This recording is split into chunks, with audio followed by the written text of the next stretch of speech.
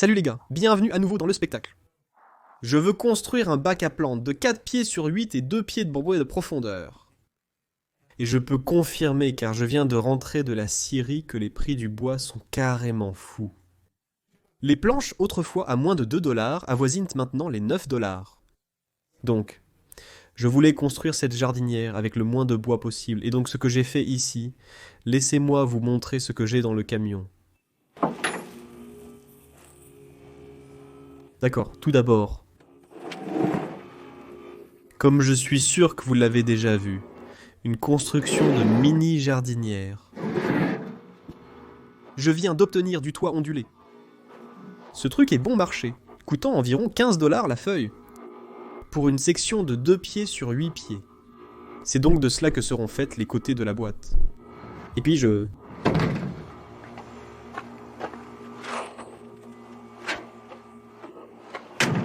j'ai aussi obtenu un peu de ça. Je vais installer une gouttière et expliquerai plus tard son utilisation. J'ai obtenu 3 feuilles de cela. Excusez-moi, je vais utiliser ces 3 bandes. Je vais avoir besoin d'un peu de bois pour ça. J'ai essayé de voir s'il y avait un moyen de faire sans. Mais même s'il y en a, ça n'allait vraiment pas être une économie. Sauver ce vieux cyprès de l'ère de jeu des filles d'il y a des années, s'est avéré être une décision très judicieuse, même si cela a été une douleur à stocker.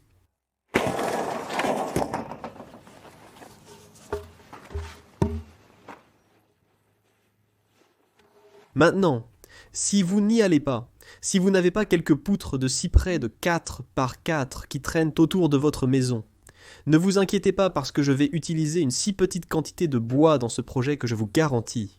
Vous pouvez trouver le bois dont vous aurez besoin.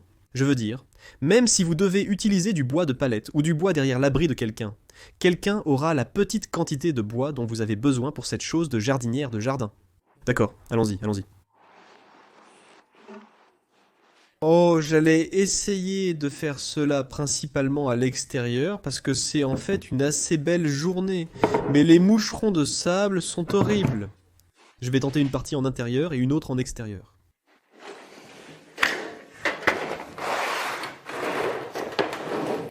La première chose que je veux faire est de vérifier que ce sont bien 24 pouces et en... Ce n'est pas le cas. Ils mesurent en fait 26 pouces et 3/16 de hauteur. Alors regardez ça. J'ai eu plus pour mon argent que je ne l'espérais.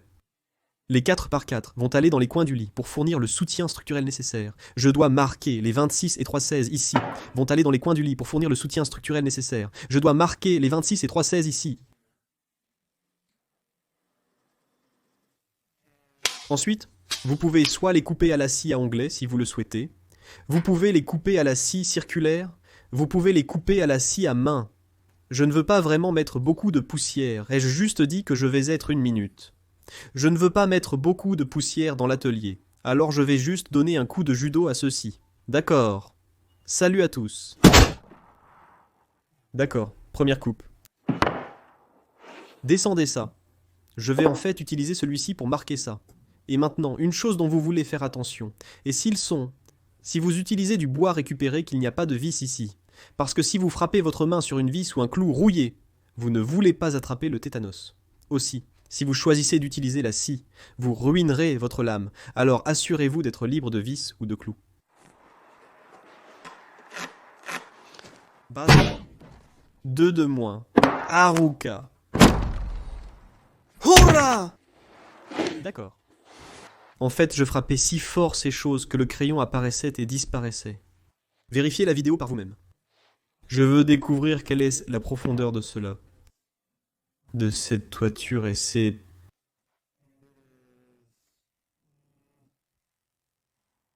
essentiellement 9/16. Donc ce que je vais faire est de venir à 9/16. Et je vais déterminer jusqu'où je veux aller.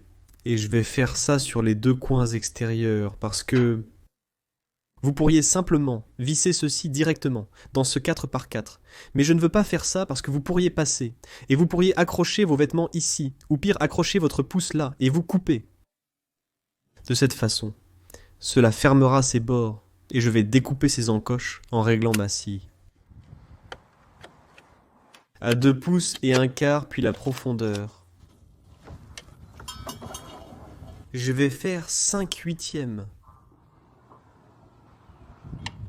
Donc ce sera juste un peu plus profond que l'épaisseur du métal ondulé.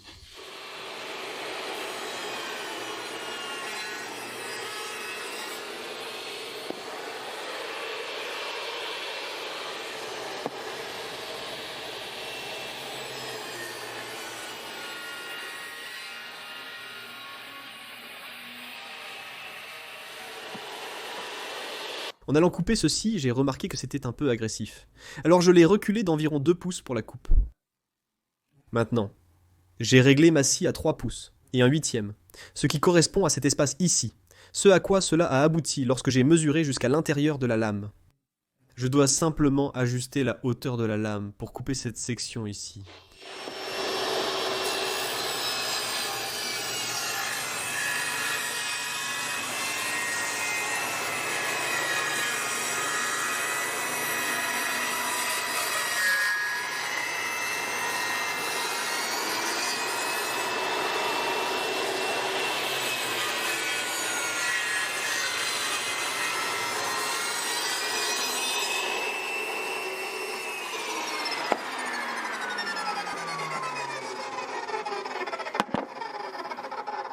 Quelque chose à noter lorsque vous faites cela.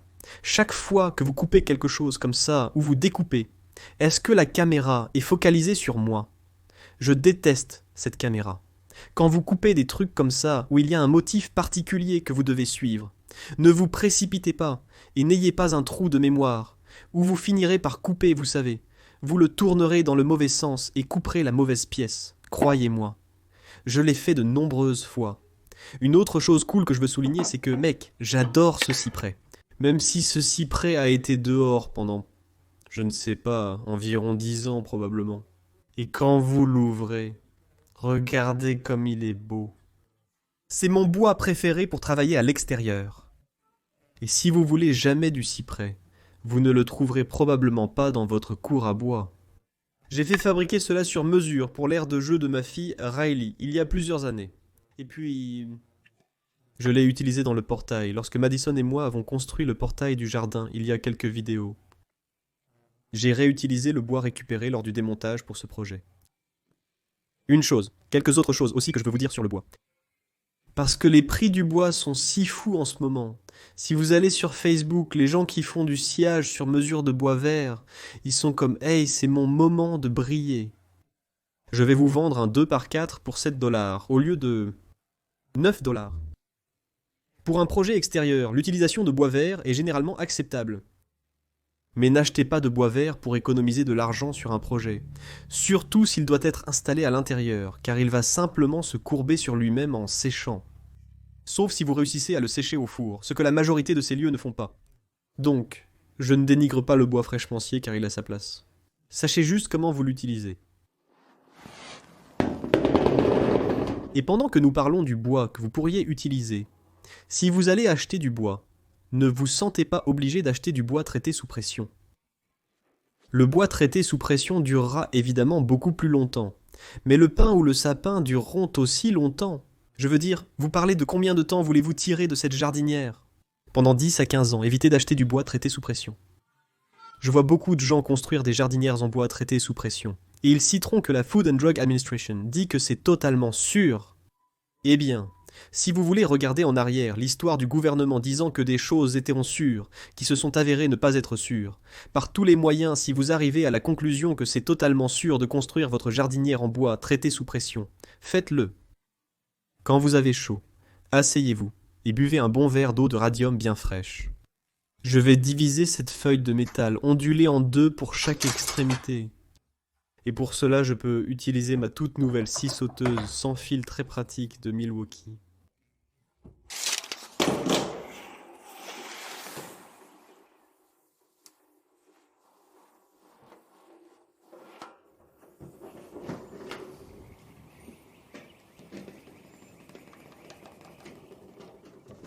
Ce crayon n'a pas l'air très bien là-dedans.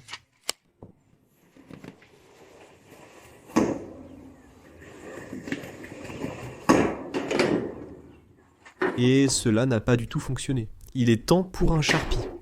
En fait, ce n'est pas du tout un Sharpie. C'est un Milwaukee Inks Haul, pas sponsorisé par Milwaukee. Bien que s'il voulait le sponsoriser, n'hésitez pas à me donner un coup de fil.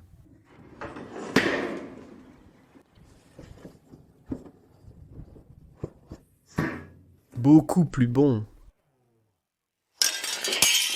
Vous pourriez utiliser des cisailles, mais j'utiliserai la scie sauteuse comme mentionné. Et j'ai une lame de scie à métaux dedans. C'est ma première utilisation réelle de cette lame, enfin de cette scie.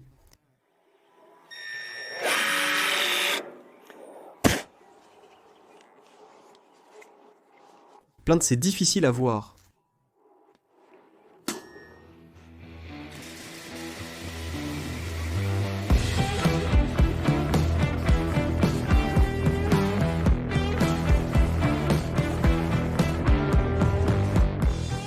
Peut-être pas la meilleure surface pour le couper. Je vais frapper ses bords avec du papier de verre.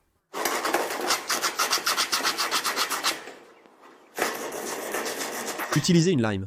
Si vous avez une lime, vous vous demandez probablement pourquoi je n'ai pas simplement déchiré cette feuille de métal avec mes mains nues. Et bien sûr, j'aurais pu. Mais je n'aime pas me vanter. J'aime rester authentique pour les gens à la maison. D'accord, je voulais vous montrer, ce sont les bacs à plantes que j'ai construits l'année dernière pour Kim. Celles-ci sont évidemment surélevées du sol, élevées si vous voulez, et celles-ci ont été fabriquées avec du cèdre, les boîtes extérieures et tout. Mais les jambes ont été simplement fabriquées avec de la fourrure ordinaire. C'est le remix. Celles-ci ont été fabriquées avec des 4x4 en fourrure, et elles sont parfaitement bien. Cela ne fait qu'un an, mais nos relations sont on ne peut plus solides. Si vous n'avez pas vu cette vidéo, je mettrai le lien ici, allez voir. J'ai volé le chariot de jardin de Kim pour sortir tout ça ici. Assurez-vous d'être prudent lorsque vous déplacez ce métal ondulé. Il vaut probablement mieux porter des gants, mais j'aime vivre dangereusement. Alors ne vous ouvrez pas les mains. Donc nous avons commencé notre jardin. Je ne sais pas, nous avons planté ces pommes de terre. Peut-être qu'ils ont été plantés il y a un mois. Et juste après ça, le tsunami a frappé. Et nous pensions probablement les avoir tous perdus, mais ils repoussent tous magnifiquement. Je ne sais pas si tout cela se réalisera, mais nous finirons probablement avec 300 livres de pommes de terre. Nous verrons bien. Nous avions cette section, mais nous avons modifié notre approche. Je vais donc mettre ceci à la place. Jardinière juste ici. Les pommes de terre s'arrêtent ici, et elle va utiliser ceci pour les fraises, je pense. Alors, assemblons-le. Nous faisons le retour à Éden. Méthode de jardinage. C'est pourquoi nous avons tous ces copeaux de bois ici. Et ces copeaux de bois sont partout de 4 à 8 pouces de profondeur, donc je dois les déplacer. Mais je dirais jusqu'à présent que j'ai été vraiment impressionné par le bon fonctionnement de cela, parce qu'à part cette tempête, vous savez, plusieurs jours, vous savez, peut-être une semaine, de près d'une semaine de pluie, et puis nous n'avons pas arrosé cela une seule fois. Et ces pommes de terre poussent comme des folles ici. Donc jusqu'à présent, tout va bien.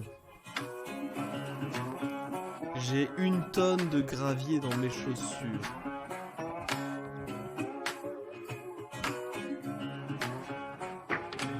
Et je vais prendre un morceau de la toiture.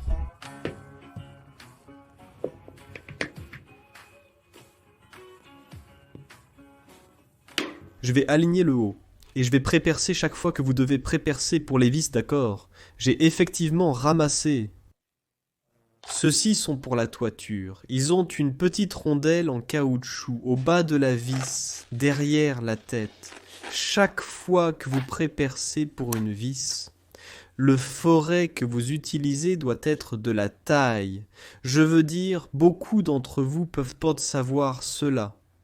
Mais la taille du centre de la vis, pas le filetage, la pièce solide réelle de la vis entre les filets. C'est la taille que vous voulez que votre trou soit que vous prépercez. Donc je vais aller de l'avant et juste en commencer un ici pour commencer à rouler. Et ensuite juste travailler mon chemin vers le bas.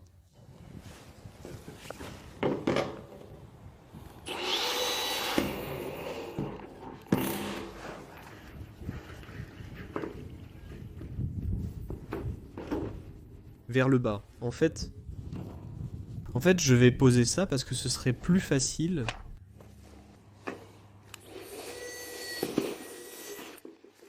Si vous utilisez quelque chose, si vous utilisez un bois comme le cyprès, c'est un bois très doux, donc...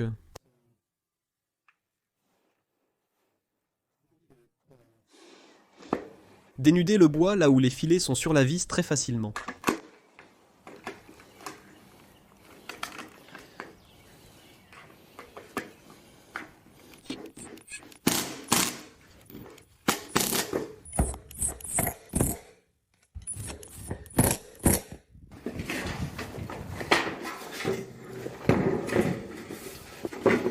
C'est ici que, si vous avez une deuxième paire de mains, cela serait utile. Je n'en ai pas actuellement.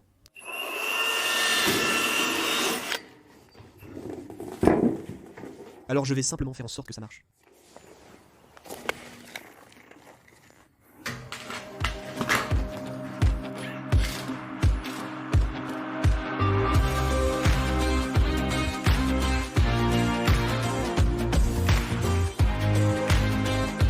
À ce stade, vous pourriez dire que c'est fait. C'est juste un carré de jardin surélevé, qui se soucie si c'est tout de travers et déréglé. Je fais juste pousser des fleurs dedans, mais ce n'est pas comme ça que je le fais. D'accord. Je vais équarrir ça, et je vais le mettre à niveau. Et laissez-moi vous montrer si vous ne savez pas comment vous assurer, lorsque vous disposez quelque chose comme ça, si c'est carré ou non. La façon de faire cela est... Vous mesurez de ce coin à ce coin. Et cela fait 111 et un huitième. Et puis vous mesurez à partir de ce coin. À ce coin. Et cela fait 111 et un huitième. Je dois tirer ceci vers l'intérieur. Afin d'obtenir ce carré.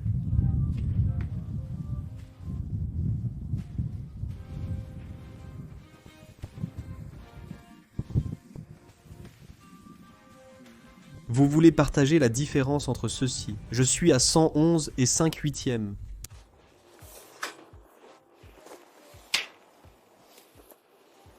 Je suis à 111 et 5 huitièmes. C'est presque comme si je savais ce que je faisais. D'accord ? Ensuite, ce que je veux faire, c'est le niveler latéralement et de bout en bout. C'est de niveau. D'accord. Donc cette fin doit descendre.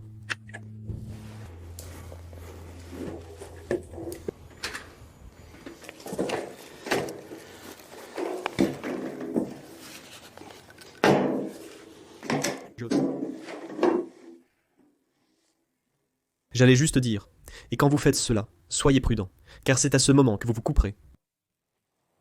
Et je viens de trancher à travers mon pouce. Donc, c'est la partie où vous voulez être prudent, où vous vous couperez.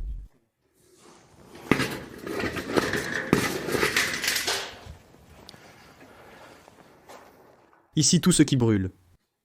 Pour aider avec le bouclage en haut, je dois ajouter une vis supplémentaire tout autour, ce qui résoudra une partie du problème. Mais je vais aussi prendre ce morceau de bois supplémentaire que j'avais, un déchet, et je l'ai coupé pour qu'il s'adapte. Et la façon dont j'ai fait cela, c'est que j'ai mesuré de cette extrémité à cette extrémité, où je sais que si vous mesurez du milieu, vous n'obtiendrez pas cela correctement. Mesurez d'une extrémité à l'autre, puis coupez le morceau de bois à cette longueur.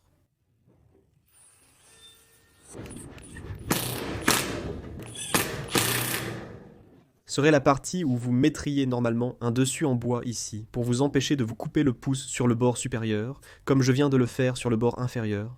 Mais souvenez-vous, au début de la vidéo, lorsque je vous ai montré que j'avais acheté ce rail d'égouttement, oui c'est ça, nous allons mettre ce rail d'égouttement sur le bord supérieur. Cela nous donnera une force supplémentaire. Et un joli, je veux dire... Tu ne peux pas te couper avec ça, d'accord ? J'ai fait ce que j'aurais dû faire il y a 45 minutes. Mettre des gants.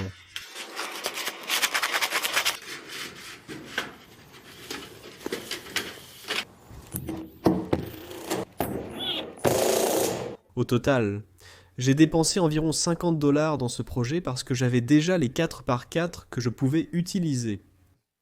Donc, dans le pire des cas, vous y êtes peut-être pour 75 $. Comment d'autres allez-vous construire un carré potager surélevé de 4 pieds sur 8 pieds et de 2 pieds de profondeur pour 50 à 75 $? Et c'est solide et robuste. Sur ce bord supérieur, il est impossible que je me coupe. Totalement protecteur. Un grand salut à Cory le laser parce qu'il l'a demandé. Merci d'avoir regardé, à la prochaine.